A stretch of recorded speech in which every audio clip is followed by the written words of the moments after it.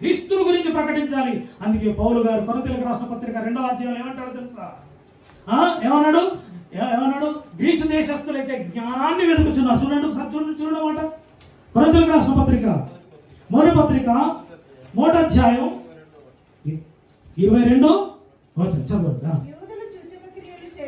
యూదులు సూచక క్రియలు చేయమని అడుగుచున్నారు, గ్రీసు దేశస్తులు జ్ఞానము వెతుకుచున్నారు. అయితే మేము సిలువ వేయబడిన క్రీస్తును ప్రకటించుచున్నాము. ఆయన యూదులకు ఆటంకముగా ఉన్నాడు, అన్యజనులకైతే వెర్రితనంగా ఉన్నాడు. గాని యూదులకేమి, గ్రీసు దేశస్తులకేమి, లోబడిన వారికి, పిలువబడిన వారికి క్రీస్తు దేవుని శక్తియును దేవుని జ్ఞానమై ఉన్నాడు.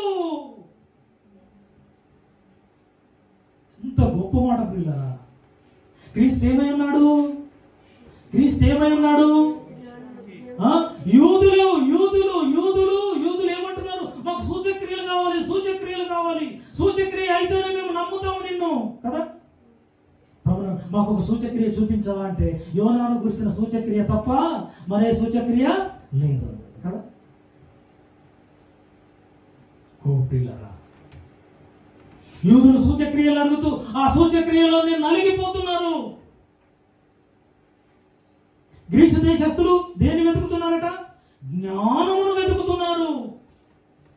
మేమైతే ఎవరిని ప్రకటిస్తున్నాం? సిలువ వేయబడిన క్రీస్తును ప్రకటిస్తున్నాం. సిలువలో ఉంది విలువ. సిలువ నశించుచున్న వారికి వెర్రితనంగా ఉంది, రక్షింపబడుచున్న వారికైతే దేవుని శక్తి. అది దేవుని శక్తి, దేవుని జ్ఞానం సిలువలో ఉంది, క్రీస్తులో ఉంది అని ప్రపంచానికి సవాలు వేసి ప్రకటించాడు పౌలు గారు. 14వ వచనం చూడండి.